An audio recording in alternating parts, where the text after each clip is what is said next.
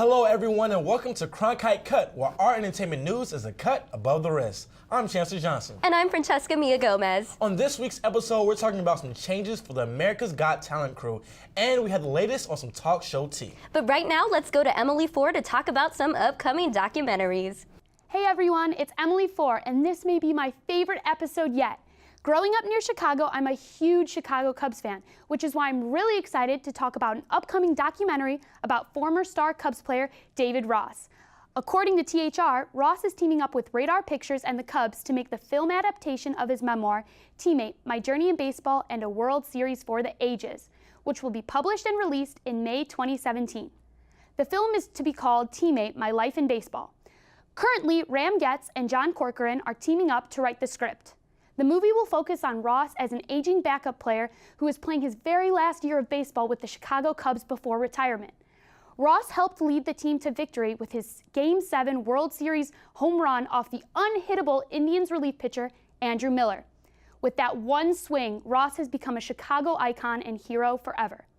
He'll also be receiving an executive producer credit as well as memoir co-writer Don Yeager. And speaking of icons, Tim Curry's portrayal of the evil clown Pennywise in Stephen King's It might be making a return of the ages. Director Andy Muschietti is set to bring back the classic horror story to the big screen in the upcoming documentary, Pennywise, The Story of It. Now, of course, this documentary would be nothing without Tim Curry. His iconic role has become the standard idea of what a scary clown should entail, and we want to know how he did it. Because Curry never discussed what it was like acting as Pennywise, this documentary is set to give scary movie lovers an inside look at his experience on set, transforming into one of the most evil characters in movie history. The documentary is being produced by the UK's Dead Mouse Productions, and though it's unclear at the moment how many other actors of the 1990s It casting crew will be participating, Curry's involvement alone is enough to get our blood running. That's all for now. I'm Emily Fohr. Back to you, Chance and Francesca. Thank you, Emily. 3 months in 2017 has already been a great year for hip-hop. First, Migos dropped Culture and topped the charts with hits like T-Shirt and Bad and Bougie. Then Big Sean released I Decided with smash hits Bounce Back and Moves. Recently, Rick Ross gave us in what he calls that big boy rap with his release of Rather You Than Me. And finally, Drake dropped More Life that had my TL filled with Drake lines all week. Yep, quite the start in 2017, and from the look of it, it's only going to get even better because Kendrick is dropping an album on April 9th. He dropped The Heart Part 4, and in it, he took some possible shots at Big Sean and Drake, and even stated that he is the best rapper alive. He has social media on fire as people were breaking down his bars. Francesca, it has been a full year since Kendrick dropped his latest project. Are you excited for his new release? Yeah, you know what, Chance? I'm really excited, and I cannot believe that he took some political jabs in there as well. So I'm really interested to see, how that'll play out with the Drake jabs. What do you think's gonna happen? I think it's really interesting. I feel like he let all the other artists kind of get their shine, but now it's time to kind of reclaim his throne, and I'm all here for it. I know that's right. Now to Bryce with some America's Got Talent news. Thanks, guys. NBC has finally found someone to replace Nick Cannon on America's Got Talent. And you'll never guess who it is. Tyra Banks is back on the small screen. Cannon left the show earlier this year after he made some controversial statements on social media.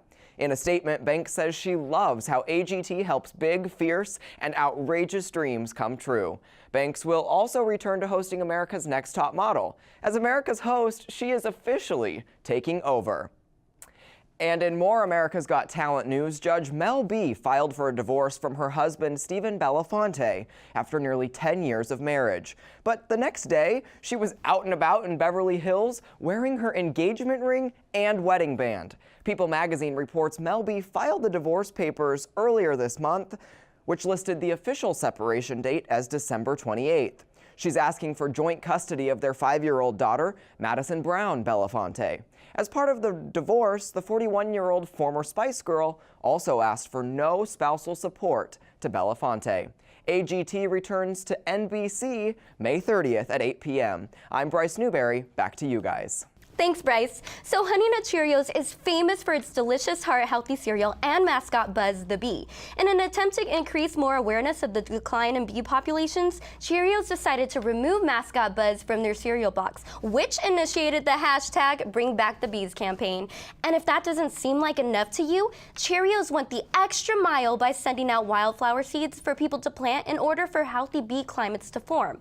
Now, according to Cheerios.com, they've exceeded their goal, giving away over 1.5 billion seeds. But, of course, there's backlash. So what's all the buzz about? Well, many social media users have expressed their concerns about wildflowers being too invasive and problematic to plant in certain parts of the world.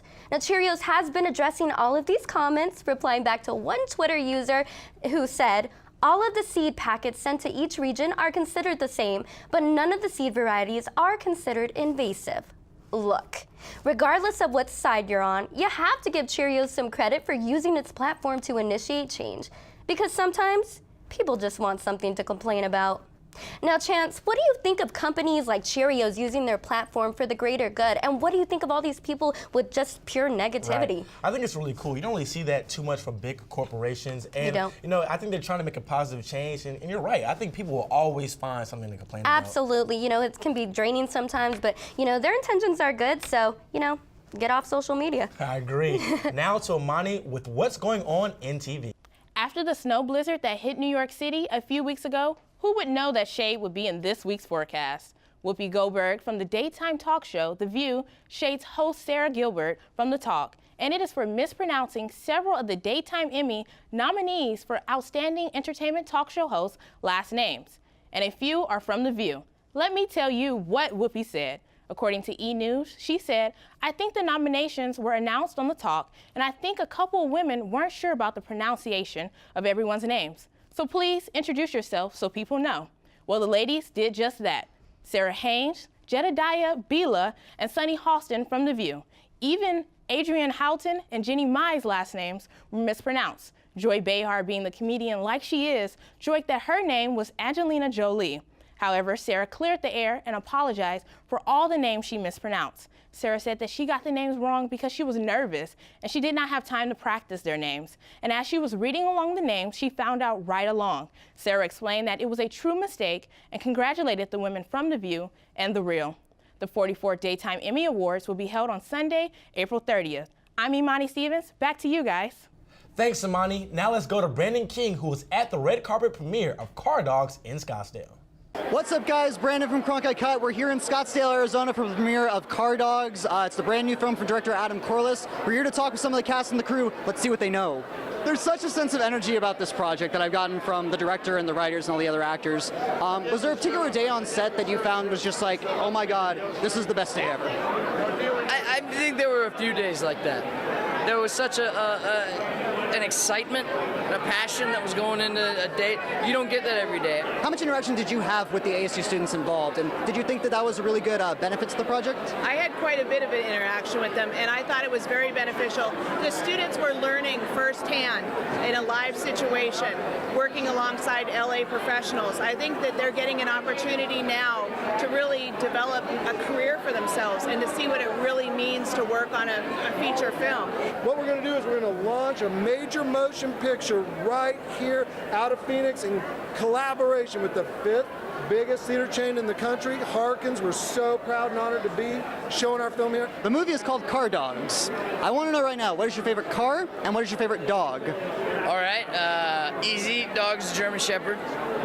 And a car is a 1967 Shelby GT 500. Okay, my favorite car is a 1957 porthole convertible mint green and white T-Bird. My favorite dog is a beagle. Any beagle, all beagles, I have 4. Beagles and Dodges are great. I will agree with that. Thank you so much. Car Dogs is in theaters right now, exclusively at Harkins Theaters. Get your tickets now online. Back to you guys in the studio.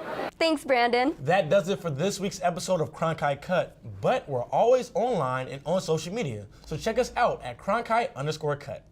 And for all the latest episodes and bloopers, check out our website, cronkitecut.com, or our YouTube channel. We'll be back next week. I'm Francesca Mia Gomez. And I'm Chancellor Johnson. Cronkite Cut is your source for entertainment news, a cut above the rest. Thanks for watching.